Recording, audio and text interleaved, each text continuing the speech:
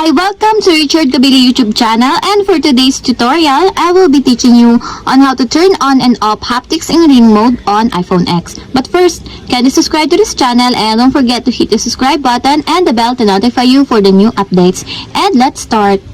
Using your iPhone X from your home screen, first go to Settings. Then in the settings, scroll down and click the Sounds and Haptics.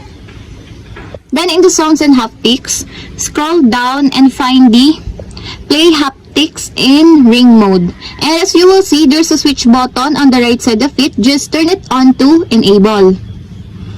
And your Play Haptics in Ring Mode is now enabled. And if you want to disable, just turn off the switch button to disable. And your Play Haptics in Ring Mode is now disabled. And that's it. We have successfully turned on and off haptics in ring mode on iPhone X. If you have a question, kindly comment down below and don't forget to hit the subscribe button and the bell to notify you for the new updates. And thank you for watching!